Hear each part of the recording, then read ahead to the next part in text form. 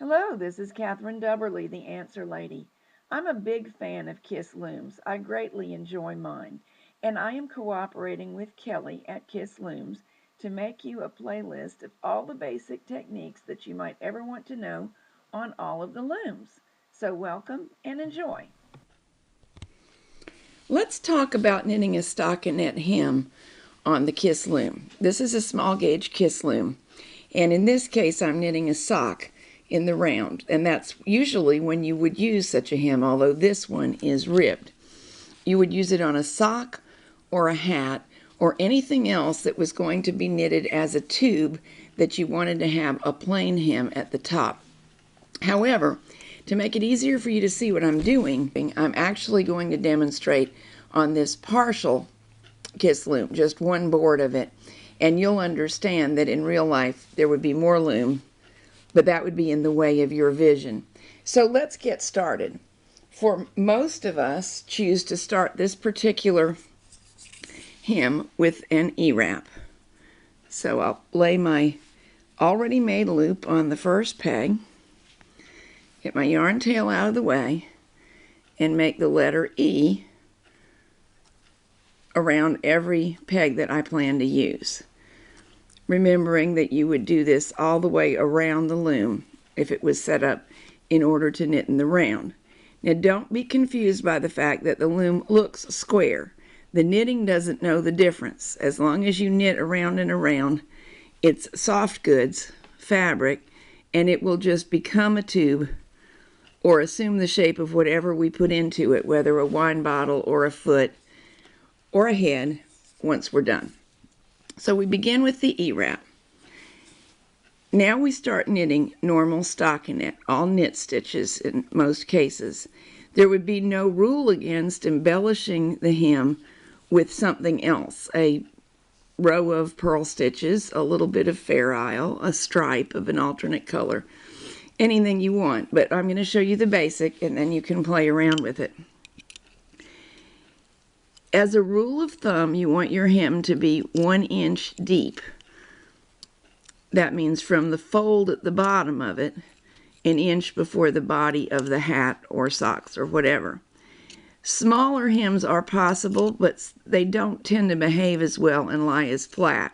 Larger hems are definitely possible and sometimes a great idea. Whoops, kind of split that stitch. I'll rescue it next round.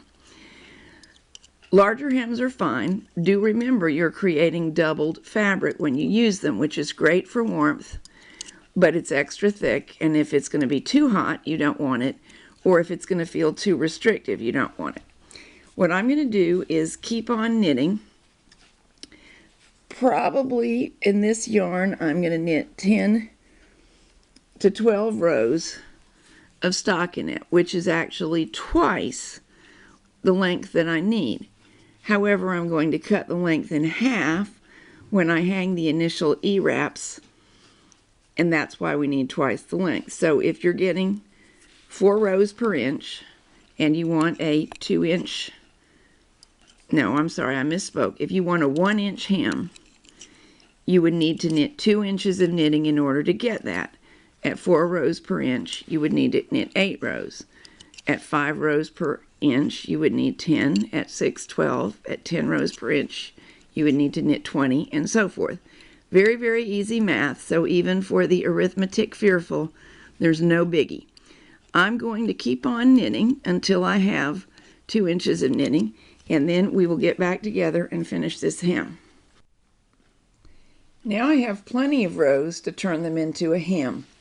Let me remind you that if we were knitting in the round as we normally would be, I'd have to reach down inside to lift my hem up. So it would be a little bit trickier and much harder for me to keep my hands out of the way of the camera. Therefore, we're going to do it here so you can see. But remember, you'd probably be going in like this. What we need to do is find my E-wraps, and there they are right there along the lower edge. So we're going to lift the first one and hang it on the first peg.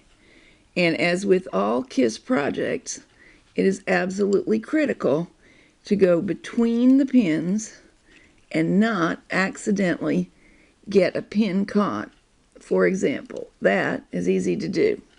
And that pin is involved in the stitch now, which we wouldn't want. So this is the correct way. And after you've hung the row, you may want to double check that that's true all the way across, that you've succeeded and nothing slipped. And you can see the hem closing up, and where I'm touching with my index finger will be the bottom edge. The uses of this hem are where you want a finished edge that does not roll, but you don't especially want it to pull in tightly. Ribbing we use when we do want something to pull in and hug more tightly. The hung hem or stockinette hem doesn't pull in so tightly, and that's great if you just don't like it. I don't like my hats tight. They annoy me. So you can see that this edge would be less annoying to somebody who feels as I do. Another great use for this hem is for diabetics or people with feet that tend to swell. They are not supposed to restrict the blood flow to their feet. Ribbing might do that, but this hem at the top of a sock does not. Let's knit the first row following the hem. It's a completely normal row, except that we'll have 2 loops on every peg to knit off.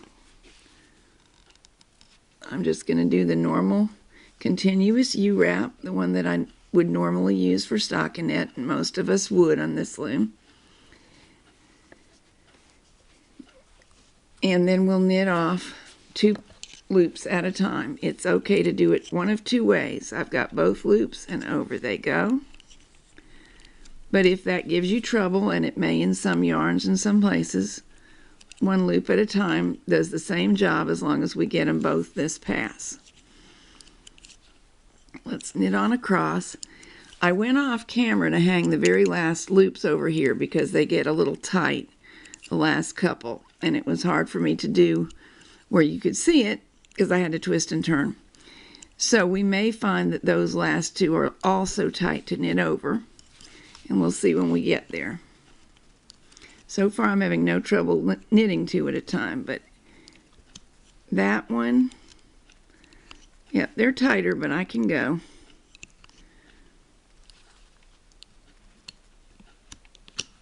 And I already knitted that stitch.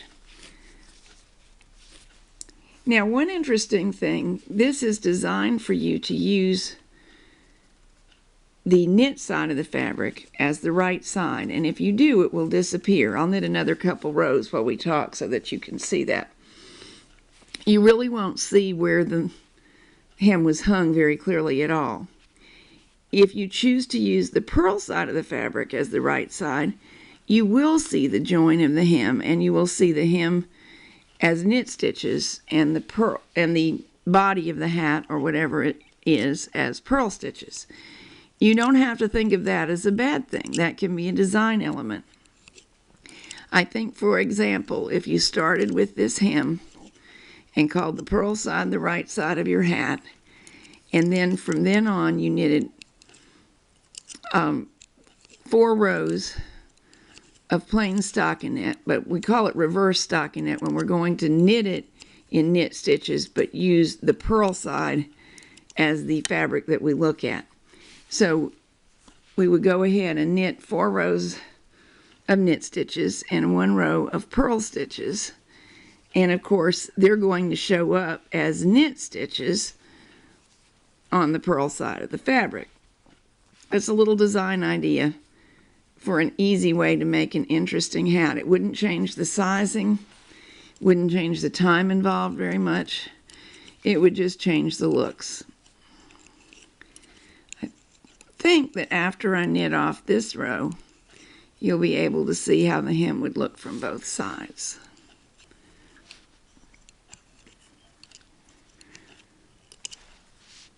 And from this point on, there is nothing different about having knitted this hem for the whole project. It's just over and done with.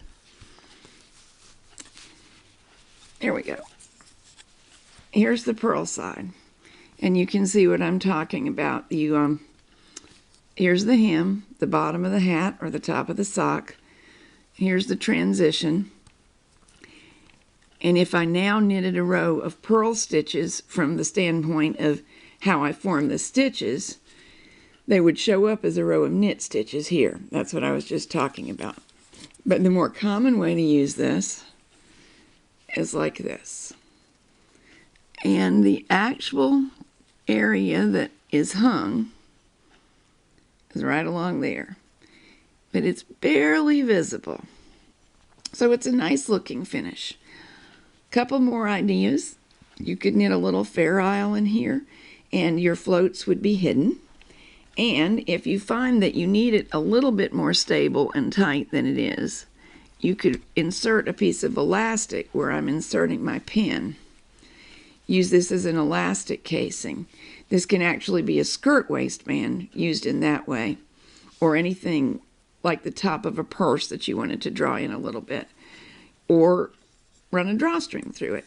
So the hung hem, stockinette hem, can also be used as a casing or a waistband.